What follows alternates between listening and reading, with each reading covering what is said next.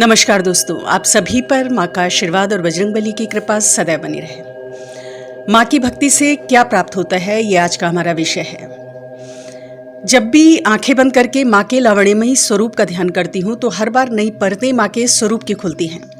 मानो माँ अनंत सागर है, जितनी बार डुबकी लगाओ नया ज्ञान नई दिशा सामने आती है। और फिर जब बात आती है कि माँ की भक्ति से क्या प्राप्त होता है, तो ये ऐसा है मानो इस अनंत सागर को बांधने की कोशिश हम लोग कर रहे हैं, क्योंकि माँ की भक्ति से जो प्राप्त होता है वो हमारी सीमित बुद्धि, सीमित सोच से बहुत परे है। हमारी और आपकी सोच प्रेजेंट में, वर्तमान में या कुछ हद तक आने वाले भविष्य तक सीमित है। इस जन्म से पहले या इस जन्म के बाद के बारे में तो हम लोग सोच ही नहीं सकते, वहां तक हमारी सोच पहुंच ही नहीं पाती है। माँ की भक्ति से बहुत ही बहुमूल्य चीजें प्राप्त होती हैं, जिनमें सबसे पहला है कि हर प्रकार के भय का और विशेषकर मृत्यु के भय का नाश होता है माँ के आशीर्वाद से। देखिए, मृत्यु का भय दूर होता है जब आत्मानुभूति होती है, जब साधक एक भक्त उसकी प्रायोरिटी आत्मज्ञान होती है, स्वयं को जानने की होती है, सांसारिक भौतिक विषयों को मांगने की नहीं होती। ऐसा नहीं है कि माँ की पूजा करने साथ ही ये सब चीज़ें घटना शुरू हो जाती हैं। इसके लिए भाव आपके अंदर पैदा होने चाहिए। यदि आप माँ से धन, सफलता, भौतिक सुख मांगते हो तो माँ तो आपको वो भी देगी, क्योंकि माँ अपने भक्तों को खाली नहीं लौटाती, बहुत जल्द उनकी हर मांग का प्रत्युत्तर देती है। लेकिन यदि स्वयं को जानने का भाव आपके अंदर होगा, एक आत्मानुभूति का भाव कि मैं कौन हूँ, क्योंकि ये शरीर तो मैं नहीं हूँ, इस सत्य को जानने का जब भाव यदि आपके मन में पैदा होगा तो भी माँ आपके सामने सारी चीजें स्पष्ट करेगी, आपके सारे संशय दूर करेगी, मोह माया के बंधनों को काटेगी। देखिए, चॉइस आपकी है कि आप क्या मांगते हो। आप माँ से सिर्फ भौतिक सुख सुविधाओं तक ही सीमित रहते हो मांगने के क्षेत्र में, जैसे धन है, सफलता है, परिवार का सुख है, या इससे आगे का कुछ मांगते हो, तो आपकी सोच के ऊपर निर्भर करता है। जिस प्रकार के भाव आप बोते हो, माँ को भेजते हो, उसी हिसाब से आपको प्रत्युत्तर मिलता है। तो माँ ज्ञान प्रदान करती हैं, और यदि आप जिज्ञासु हैं तो इस जन्म का ही नहीं, जन्मों जन्मों के रहस्य आप जान सकते हैं माँ की भक्ति से, क्योंकि माँ की ऊर्जा आपके रोम रोम में जाकर, हर सेल में जाकर उसे जागृत करती है। जैसे बंद कमरे की खिड़की यदि खोल ली जाए तो बाहर की रोशनी से पूरा कमरा रोशन हो जाता है। दूसरी बहुमूल्य चीज जो माँ की भक्ति से मिलती है कि जो आपका विजन है, आपका दृष्टिकोण है, वो माँ की कृपा से विशाल हो जाता है। संकुचित दायरे से आप बाहर आते हो। माँ स्वयं अनंत रूपा हैं, सर्वत्र हैं। माँ की एनर्जी से जब आप जुड़ते हो तो आपकी सोच वैसी होने लगती है, विशाल होने लगती है, ठीक माँ की तरह। अन्य लोगों को आप पहले से बेहतर समझने लगते हो। और यदि ऐसा नहीं हो रहा है, आपके अंदर ये बदलाव नहीं आ रहा है, तो स्वयं को चेक करने की आवश्यकता है।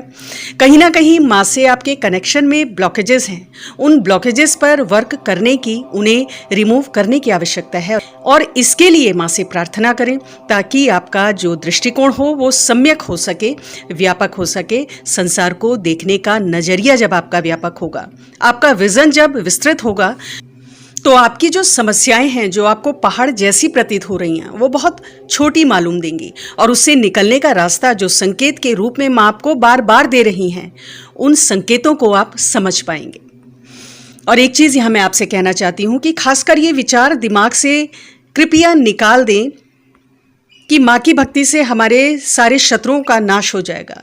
शत्रुओं के नाश के लिए माँ है, इस प्रकार के भाव मन से निकाल दें, क्योंकि आपकी ऐसी सोच आपका खुद का अहित करती है, और ये आगे चलकर आपको पता चलता है। अपने संकुचित दायरे के कारण मनुष्य को बाहर के शत्रु दिखाई देते हैं, लेकिन जो वास्तव में उसके शत्रु हैं, जो वास्तव में उसका नाश कर सकते हैं, चित्त में पड़े हुए विकार, लोभ और लालच, ये शत्रु नहीं दिखाई देते।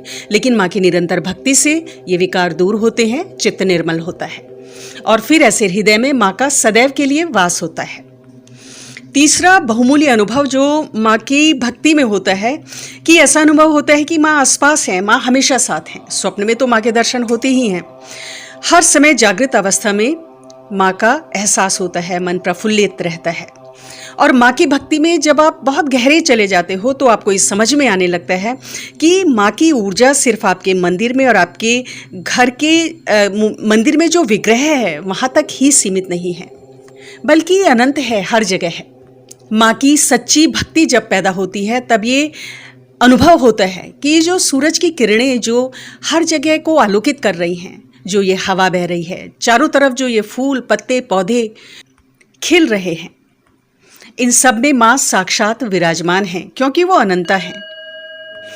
तो उनकी ऊर्जा को सिर्फ एक विग्रह में सीमित नहीं कर सकते। विग्रह मंदिर माँ की ऊर्जा का अंश मात्र है। और माँ की भक्ति में आगे चलकर जब ऊर्जा भक्ति की बहुत निर्मल हो जाती है, विकार मुक्त हो जाती है, दोष मुक्त हो जाती है, तो आप जहां होते हो, आप चाहे आसन पर बैठे हैं या जमीन पर बैठे हैं, इससे कोई फर्क नहीं पड़ता। आपने माँ के लिए ज्योत जलाई है या ज्योत नहीं जला पा रहे हैं, इससे कोई फर्क नहीं पड़ता।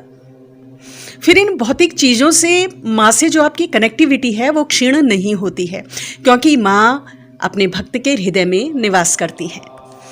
हर समय आप माँ से कनेक्ट रहते हो। फिर बाहरी रूप से आप सांसारिक कार्यों में लिप्त हो सकते हो, लेकिन अंदर माँ का चिंतन चलता रहता है, उनके नाम का मानसिक जप चलता रहता है। ये बहुत बड़ी उपलब्धि है, भक्ति का एक बहुत ऊंचा एक लेवल है, जब संसार में रहते हुए भी, सभी सांसारिक उत्तरदायित्वों को पूर्ण करते हुए भी अंदर से माँ से जुड़े हुए रहते हो, एक क्षण भी उन्हें विस्मृत नहीं करते। तो माँ की निरंतर भक्ति से ये बहुमूल्य चीज भक्तों को माँ की कृपा से प्राप्त होती है। अगली कृपा जो माँ की होती है कि माँ के जो भक्त हैं वो हमेशा आनंद में रहते हैं, मन उनका प्रसन्न रहता है। हालांकि ये थोड़ा आगे की स्टेज है। माँ की भक्ति में प्रारंभिक चरणों में बहुत सी परीक्षाएं भी होती हैं, बहुत से चुनौतियां भक्तों को झेलनी पड़ती हैं। लेकिन जब माँ की भक्ति में मन दृढ़ होता है, मन में ये अटूट विश्वास होता है कि माँ साथ हैं, तो इन सब चीज़ों से माँ की कृपा से पार हो जाते हैं। और उसके बाद आनंद की एक स्टेज आती है और जीवन सहज सरल हो जाता है। इसके अलावा जो बहुमूल्य चीज भक्तों को प्राप्त होती है माँ के, कि माँ अपने भक्तों के सभी भ्रमों को दूर कर देती है, माया और मोह का आवरण माँ काट देती है। माँ की निरंतर भक्ति से चूंकि ज्ञान की प्राप्ति होती है, तो सही और गलत का अंतर पता चल पाता है। माँ आपके आसपास के लोगों की असलियत आपके सामने लेकर आती है। आपकी भौतिक आंखें जहां नहीं देख पाती, वो चीजें माँ आपके सामने प्रत्यक्ष लाती हैं, और तब मोह के बंधन आपके कटते हैं। पीड़ा तो होती है, लेकिन सत्य का पता चलता है। सही मायनों में तब आपकी आत्मा का विकास होता है, जब आपको पता चलता है कि ये जो सारा जगत है, संसार है, जो हमारे आसपास घटित हो रहा है, ये सब भ्रम है, इसमें सत्यता नहीं है, ये सब झूठ है। और तब आप सत्य को खोजने का प्रयास करते हो और उस अनंत ऊर्जा से, माँ की ऊर्जा से अनंत काल के लिए जुड़ जाते हो। अपने आसपास होने वाली घटनाओं से, अपने आसपास के लोगों से ज़्यादा प्रभावित नहीं होते हो, निर्लिप्त दृष्टिकोण हो जाता है। तो ये सब चीज़ें माँ की भक्ति से प्राप्त होती हैं। क्या प्राप्त होता है ये तो अनंत विषय है, जितना ज़्यादा वीडियो में इंक्लूड करेंगे उतना ही ज़्यादा रह भी जाएगा, क्योंकि माँ को बांधा नहीं जा सकता उनकी कृपाओं को। लेकिन यहाँ पे एक चीज़ कहना चाहती हूँ कि बस प्रारंभिक चरण में जो आपकी परीक्षाएं होती हैं, वहाँ आपको टूटना नहीं है। ऐसा भी समय आएगा कि शुरू में ये होगा कि आपको लगेगा कि सब खत्म हो गया, अब कुछ नहीं हो सकता, लेकिन टूटना नहीं है। माँ में जिन लोगों का चित्त लग जाता है, वो इन परीक्षाओं में, इन कड़ी परीक्षाओं में विचलित नहीं होते, इन्हें पार कर जाते हैं और फिर अमृत तत्व की प्राप्ति होती है। जन्म मरण के बंधनों से मुक्ति की यात्रा, मोक्ष प्राप्ति की यात्रा की ओर माँ के भक्त अग्रसर होते हैं, क्योंकि माँ मोक्ष प्रदान करने वाली देवी है। तो आज की वीडियो में इतना ही दोस्तों। अगली वीडियो में बहुत जल्द मिलती हूँ। तब तक के लिए अपना ध्यान रखें, स्वस्थ रहें, खुश रहें, मस्त रहें। जय माता दी, जय बजरंग।